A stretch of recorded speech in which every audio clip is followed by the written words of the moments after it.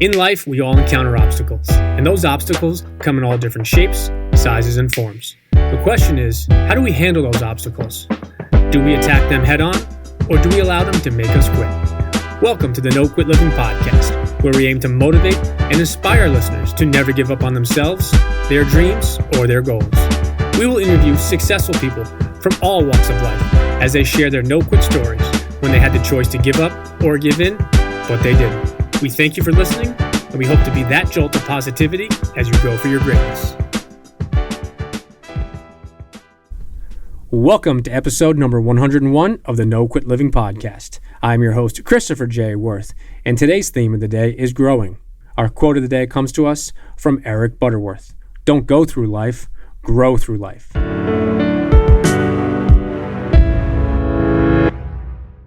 I'm excited to bring you today's episode.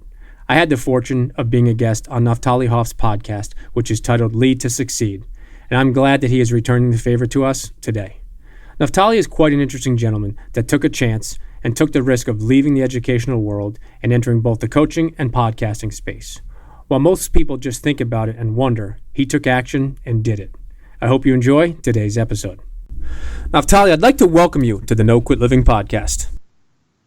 Thanks, Chris. It's an absolute pleasure for me to be with you today.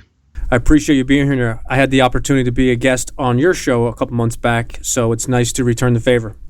Yeah, and you were an awesome guest, and I'm hoping to return the favor as well. I appreciate it. So the first question we ask everybody is, are you ready to bring it today? Oh, absolutely. I've been waiting for this conversation for a while, and I'm super juiced to have it with you.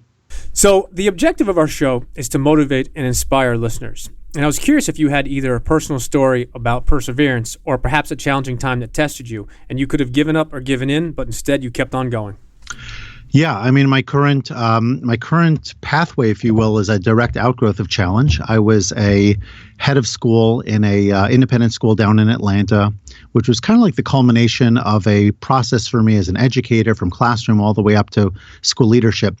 And things were a little bit rocky over there, and for a variety of reasons that we're not going to get into in specifics, I decided that it was time for me to go on my own. And so I launched into the current work that I'm doing now as an executive coach. But there was a period of time towards the end there where I was debating options, and I wasn't really sure what the best pathway was. Should I go with the more secure, conventional, traditional piece, the thing I was most familiar with, which is to jump in, lead another school, start that way? Or did I want to really pick up and do something that I was deeply, deeply passionate about, which was giving to others and doing so on a very broad scale, not only in the educational space, but in the for-profit space as well. And so I decided to go out on my own, become a consultant, become a coach, do trainings and seminars and all the various things that I do. And it's been absolutely magnificent. Though I must tell you, Chris, it wasn't easy, at the beginning, getting myself established, moving to a new community, lots there. But it's really grown slowly but surely, and doing the various things that I do now, including having my own podcast and blog, meeting great people such as yourself, has really made it all the worthwhile. No, I appreciate you sharing a little bit of that backstory with us. And during the time when it was a concept and potential idea, what was the toughest part of taking it from an idea into actual reality of what you're doing now? I think the hardest part was really just putting all the pieces together. Like I said, going from something which is steady, you're going to get a regular paycheck, to hanging up your own shingle, getting new accreditation. I had to go back to school, get certified as a coach.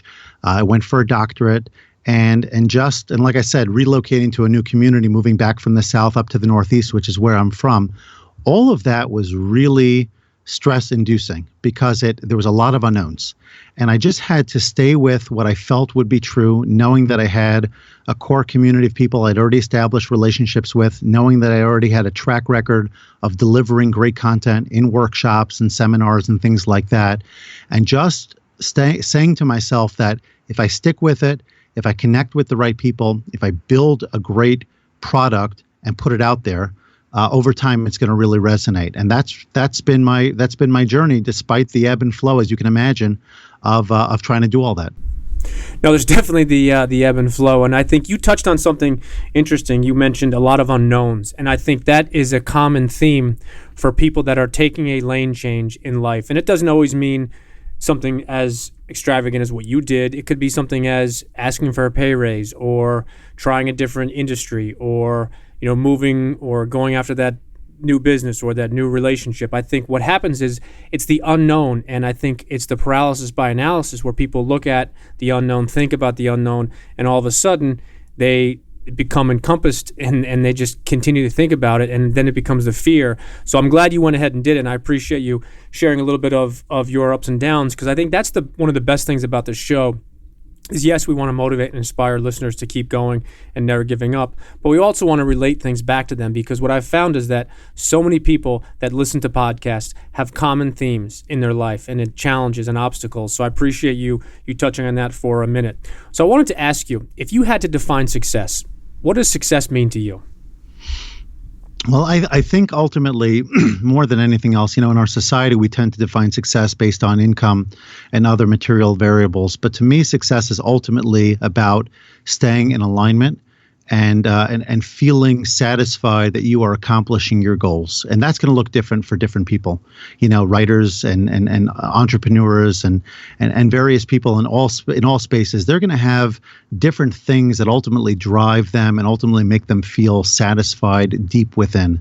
And to me, I use that as my ultimate litmus test. I certainly loving every opportunity to engage, and certainly want to bring in big paychecks around my work. And thank God I'm able to do that, and with some regularity. But at the same time, at the end of the day, I look at myself and I say, am I living my mission? Am I connecting deeply with what I feel I'm really all about, which is at its core an educator, somebody who can give, somebody who can educate, somebody who can inspire.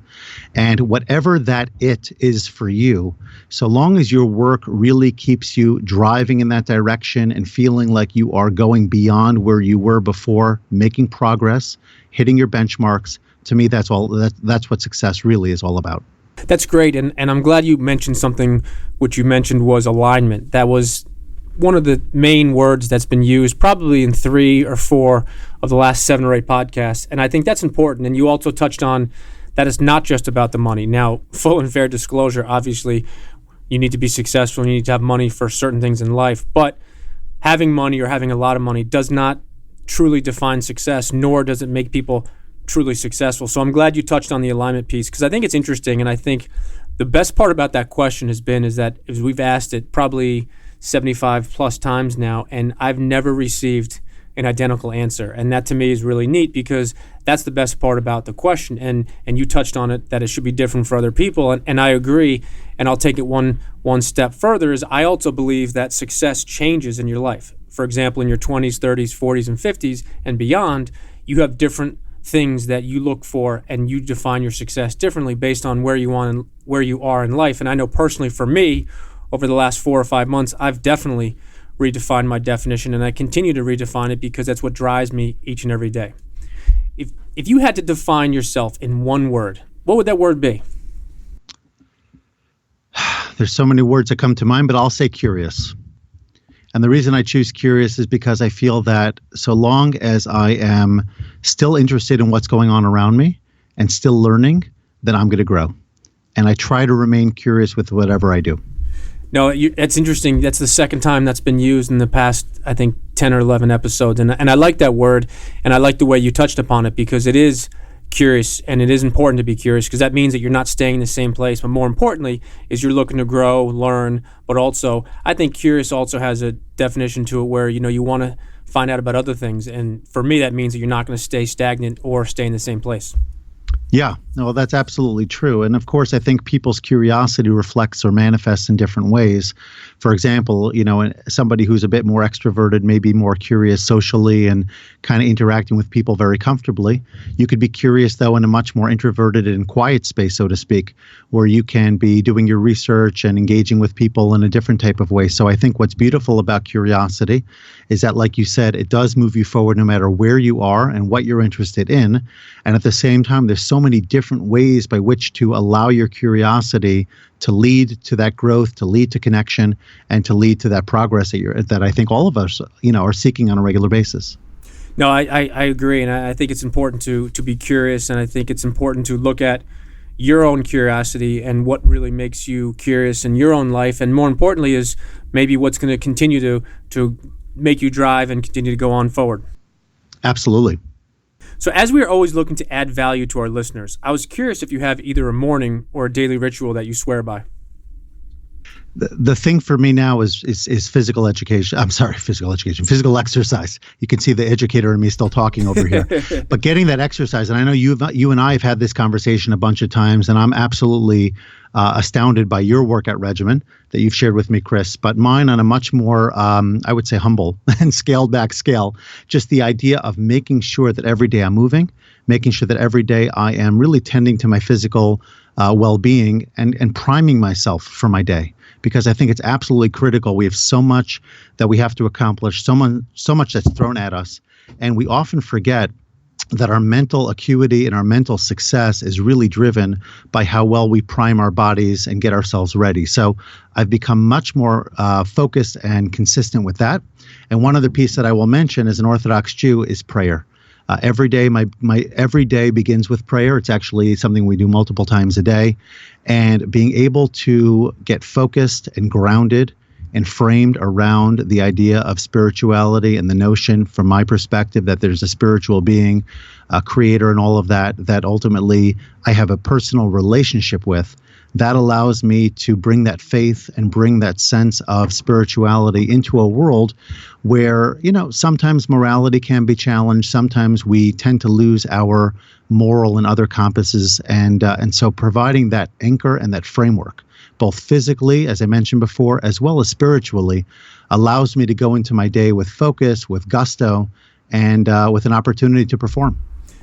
No, I appreciate you touching a little bit on what you do each and every day. And it reminds me of something that's been a constant theme for the past probably 2 months now is people talk about how you start your day is how you can win your day. And I think there's a lot that goes into that question. It's one of my favorite questions that I ask our guests because it kind of takes a little bit deeper dive into what they do on a daily basis, but more importantly is what they're looking to do. And you talked about the physical aspect, you talked about the prayer piece, and those two are common themes. A couple other common themes have been gratitude and mentally, physically, which obviously you touched on. And I think it's just important that, and I tell our listeners, and I try to recommend that if you're looking to change or tweak something that you do on a daily basis, hopefully you get some good advice or good ideas from our guests. And what I tell people to do is take it all with a grain of salt and maybe try one or two things. And what I also recommend is figure out what works for you. So for example, if you yourself were working out for 3 hours a day and myself, I wasn't working out at all, it might be silly to go ahead and go from 0 to 3 hours. So maybe I would say, okay, you know what, let me try to get some workout in for half an hour a day. So I appreciate you touching on that for a little bit. Absolutely. And if I may, one other thing that I've come to do recently, Chris, is I've begun to think about my day the night before. I set goals the evening before, at least I try to, and I find that just the very notion that I have a plan going in, as well as allowing my subconscious to get to work even the evening before, already lets me populate with some great ideas for the following day. It's so interesting you touch upon that. I have a daily 2-pager that I use myself. I send it to my clients and potential clients, and any listeners, you can always reach out to me at chris@noquitliving.com. But what you touched on was really interesting is I do my 2-pager every night and every morning. So for example, last night I did my goals and I wrote everything out for my plan for the day today. And then tonight I'll go and review that day and I'll see where I can improve and where I can tweak it. And then I'll also begin planning the next day. So I definitely agree with that. And I think there's so much overlap, and some of the most successful people that I know, that I follow, whether it's on social media or through their Facebook or Twitter or Instagram, Snapchat, a lot of them talk about doing things the night before, day before. And for me, it's the preparation focus that really leads to being successful in whatever field or endeavor you're looking to be successful in. Awesome. Yeah, that sounds like a great plan. One of the topics we often discuss with our guests and on our podcast is personal development. And I was curious if there's something that you've read recently, or perhaps a book you'd like to recommend to our audience. Yeah, I've read quite a bit, and I'm listening to a variety of things on Audible, which I think is really a great platform for me, because I find that I can listen in the car and other times when I'm not necessarily able to focus on a particular, like a text in front of me. But I will tell you, there's one book recently. I'm actually bringing it up because I don't remember the exact title. Here it is. It's The Prosperous Coach. And because I'm in the coaching work, I find that this book really, really resonates with me. Steve Chandler and Rich Litvin are the co-authors. And the reason I love this book is because I find, for the coaches who are listening, or just anybody who's interested in the concept I'm going to mention, Chris, is really, I think, relevant to all fields. And that is because of social media and because of technology 2.0, whatever that might look like for you, we have this tendency to think that we need to live in that space all the time in order to drive interest in business. And of course, there are people who are rock stars and do this very, very well. At the same time, there are people, and I include myself in this, who may not be as comfortable with using all those various tools. And more importantly, how do you ultimately drive connections with people? Is it going to be on Facebook or on Instagram or on other online, social media platforms? Or is it going to be through face-to-face type conversation? And I think that for me, where the shift has been is that, you focus on your website, building out your business cards, all these wonderful things, which we know help start conversations in some way. But ultimately, what gets people's attention, especially in the noisy, busy world in which we live, is that level of authenticity and, more importantly, having deep conversations with people. And because I've listened to this book, now I'm actually on my third go-round. I'm starting to formulate a plan around how do I go ahead and ensure that every day involves deep conversation, making new relationships, finding ways with which to connect, because not only will it help me build my client base, but it's going to help me really live a more fulfilled life. And I think we have to find the right balance between engaging with lots and lots of people online and finding opportunities still for very deep conversations with one-to-one, interaction that ultimately allows us to satisfy a lot of the emotional pieces that I find social media just does not accomplish. It's interesting that you touch on that is I've had quite a few guests that talk about that as well, is the social media world is amazing in the sense of you can connect with so many people in such a different way. And Patrick Bet-David, who was a guest on our episode number 99, he went into this as well, is how easy it is today to connect with people and how much easier it is than 10, 20, 30 years ago. And one of the things that we often talk about is being 1 degree separated from that person or that company or that potential client and 1 degree away from your greatness. And I think you touched on something that's really interesting is social media is amazing for what it can do. But the one thing that I couldn't agree with more, and I have not read that book, so I will definitely have to check it out myself, but you talked about a couple things. You said authenticity, you said deep conversation, new relationships, and finding ways to connect other than social media. And to me, that's either on the phone, over Skype, over FaceTime, and ultimately in person where you can sit down with somebody. And again, it doesn't, I don't want to knock social media in any way, shape, or form because I think it's amazing for what it does, but it doesn't fully replace, nor can it fully replace the actual deep conversations and relationships. So I'm glad you touched on that as well, because I think it is something that's important that we do need to touch on and take a little bit of a deeper look as a country. Absolutely. Yeah. And there's, like you said, I think that we are, our youth in particular are struggling with this. Again, here's the educator speaking, the notion that, how do you establish deep relationships, especially when you're standing next to the other person and you're texting them instead of just looking them in the eye and having those conversations, but really still in business. At the end of the day, I think that's what we all strive and yearn for. That's why we're still going to conferences. That's why we're still going to meetups, because we want to connect as people. And the more that we can remember that it's about getting out there, making those meetings, having those relationships, even if, like you said, it's through Skype or Hangouts or anything else, but you're still able to see a real person, hear a real voice, it's transformative. And that's why this book really resonates with me so deeply. No, definitely. And I think it is something that we need to look at some point. So I was curious if you have a favorite quote. I probably do. I have so many quotes that fly through my head that I think I'm gonna need to ponder for just a minute. But if you let's see over here, I'm going to tell you one that I think is really, really neat because it ties into something that I wanted to get into for just a second. It's from Oscar Wilde, and it's "Experience is the name everyone gives to their mistakes."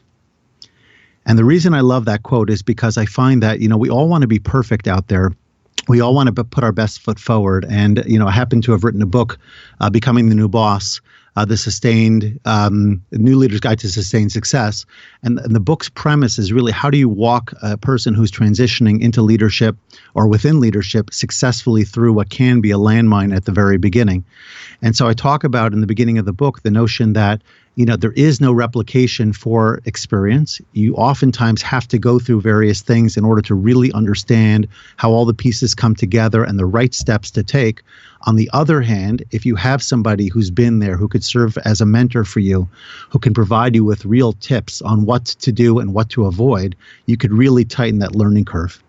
And so anyone who's listening to our conversation and is either on the front end of a journey or thinking about transitioning, or frankly, just doing what they do every day, but realizing that they're making mistakes along the way, they need to know, we all need to know, that mistakes are part of the process and you can't do anything to avoid them completely.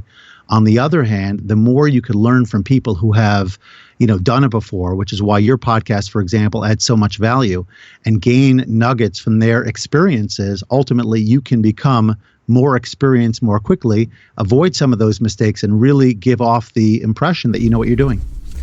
Now, I'm really appreciative that you touched on that, because it's something that we take a high degree of pride in, is sharing our guests' no-quit stories when they had an opportunity to either give up or give in, but they didn't. And it's just always so interesting, because my number one objective of each podcast that we release is to connect with at least one person, to have at least one listener really get that and say, wow, this is similar to me, or this is something that I'm going through, or I think this is me. Now, based upon listening to the story, I know that I too can keep going. So I'm glad you touched on that. And something that we try to mention is learn from others. It doesn't mean you copy and you follow verbatim, word for word. But what it means is, if you are looking to get into a field or endeavor or start a new business or launch a similar business, look at other people that have done it or are doing it. And again, it doesn't mean that you copy them, but try to take some advice and say, okay, what worked, what didn't work? A question that I often ask people, and a question that I asked many people right before I launched my podcast back in April of 2017, is I asked them, what would you share with me, something or two things or three things that you wish you knew before you launched your podcast? And people are really open and honest. So what I do then is I shut my mouth, I take out my pen, I take some notes, and I learn. So I'm glad you mentioned that, because I think experiences from others is the best way to learn. And again, you have to have some failures yourself, but if there's someone who's done it before or is doing it before and are being successful at it, those are the people that you like to connect with, or at least follow and say, wow, that's some great advice, and I definitely need to watch that and try to copy this piece. Absolutely. And as we talked about, I think before we went live, is that I did the same thing before launching my podcast known as Lead to Succeed, and really try to pick the brains of people who have done it before and find out what worked for them, what didn't. But I will tell you that my book is really based on the same fundamental premise, not so much learning from others, but I do use a lot of my own experiences to launch different ideas associated with the leadership journey. And I try to be very open and vulnerable, and be very honest with what I did that worked and frankly what I did that did not work, because it ultimately helped me grow as a leader and now as a leadership consultant. And I want people who are reading it to be able, like you said, to identify deeply, because ultimately that's what gets people to say, I know what this is, I know what this is all about. I'd love to learn how he solved it or how he didn't solve it. And that, that inspires people moving forward. No, definitely. I couldn't agree more. So assuming the 20-year-old version of yourself would have listened, what would be the one piece of advice you would give to the 20-year-old version of yourself? I think what was interesting is when I transitioned is that I didn't realize how much of success today, especially as a solopreneur, would require a lot of what we might call ancillary skills to your core knowledge. In other words, I thought if I hung a shingle, if I knew my content, if I was smart, so to speak, in the area of leadership or education, whatever I was talking about, people would ultimately come, knocking down the doors, and we'd find ways to work together. But there's so many other pieces associated with it that I just had no experience with. Limited social media, very limited in terms of tech skills and these kinds of things, and I've had to develop those over time. So going back, I think what I would have appreciated would have liked to have appreciated more in retrospect is the idea that you need to really develop, even though you got to be laser focused on what you're going to be super good at, you also have to be mindful of other things that are going to support that, so your super goodness, so your real strengths can shine through. And if I would have had more appreciation of that point, I probably would have been better at it sooner, had a more robust social connection base, if you will, and would have been able to launch that next stage in my life with greater success and transition and smoothness of transition. No, that's some very candid information, and that's some good advice I think we all could probably take is you want to have your specific areas of expertise, but you also want to be, I don't want to say an expert in everything, because you can't, is it master, jack of all trades, master of none, but you want to be efficient in enough things so you don't have to learn them over. So that is definitely some pretty good advice.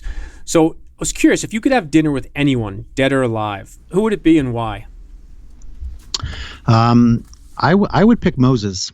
And the reason for that is because not only from, let's call it a religious and national perspective about how much he accomplished, but really understanding humility in leadership. The Bible identifies him as the most humble person in the world, certainly through his time period.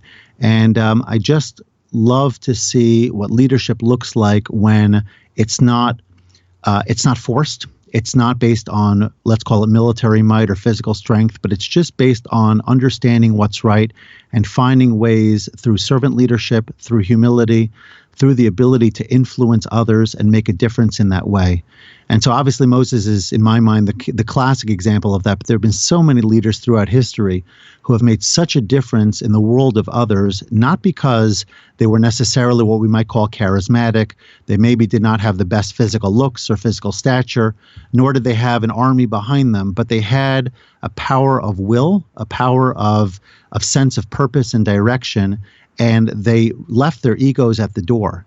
And so ultimately people realize that what they're pitching is not something that they're trying to get across for the purpose of self-growth and self-aggrandizement or anything like that, but they're simply interested in doing what's right. And I feel that from a leadership perspective, if we could get every leader to really look down deep, understand their motives, and understand, am I doing this because this is really what others need and how do I serve them best? Or am I just doing this because it's ultimately going to serve my needs better? That question alone could be such a transformational question for so many folks, as well as the people that they lead. And if I could spend even a few minutes with somebody like that could sort of embed that further within me, I would feel like maybe I can just pass it along in some way and help, and help others. I love that topic that you referenced, servant leadership. It's something that we talk about in a different tone, is paying it forward with zero expectations, and I think that would be quite a dinner, and you definitely would hopefully have a tape recorder and some pens, plural, to take a lot of notes. Oh my, absolutely. So before we let you go, I wanted to ask if you have any parting words you'd like to leave with our listeners. Yeah, I think we hit on a lot of things, but one of the things I'd like to circle back to is the idea of keep growing and keep learning. For me, I'm in my mid-40s right now. I've had 20 years plus of career success in different ways, but there isn't a day where I'm not trying to learn, to read, to engage, to ask questions, to be curious, and to find new ways by which to not only help myself grow, but those that I serve. And I feel that because the skills, the society, the technology, all the various things we're involved with keep changing, we need to stay, well ahead of the curve and keep it honing our game. And if we do so, we can be in position to succeed. So no matter what you do, keep learning. Don't ever feel that you've arrived. Don't ever feel that you've gotten there. There's always something new that could just make you that much more effective and that much better as a person and as a professional. And I try to take that sense of mission and purpose with me every day as I move into the world and like I said, try to make a difference. No, I like it. What we talk about is ABL, always be learning. So last question, and I promise it's the easiest one. What's the best way for our listeners to connect or follow you? Absolutely. So thank you very much for that. You can go to my website, impactfulcoaching.com, where you can learn all about our services. Follow me on Twitter at @ImpactfulCoach, and on Facebook, Instagram, LinkedIn at Naphtali Hoff. And I would certainly love to continue the conversation with any of your listeners and find opportunities with which to serve. No, I truly appreciate your time. You definitely shared some great stuff. You shared some really cool ideas, concepts. You also referenced the book that I myself have not heard of. So hopefully our listeners will not only connect with you, but take what you said and actually put it into action. Awesome. Chris, it's really been a pleasure. Thanks for the opportunity.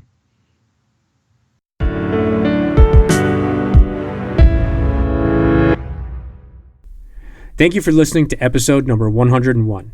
When Naphtali was thinking about leaving the educational world and joining the entrepreneurial space, he was hit with the same uncertainties, fears, and unknowns that we all encounter at some point in our lives. However, while most people don't take action, he did. And now he is currently running a very successful coaching business and growing his incredible podcast. One topic that Naphtali discusses with us today was authenticity and the importance of deep conversations, new relationships, and different ways to connect. In today's day and age of technology, so many things are instantaneous, yet real relationships are not, and they take time and real effort. He also briefly touched on the importance of learning from your mistakes. In his parting words, Naphtali shared his beliefs on the importance of continuing to grow and learn, and how and why it is so important to always stay ahead of the game and continue to ask questions without ever thinking or acting like you have arrived. So my question to you today is this: are you growing and learning, or do your actions indicate that you have arrived?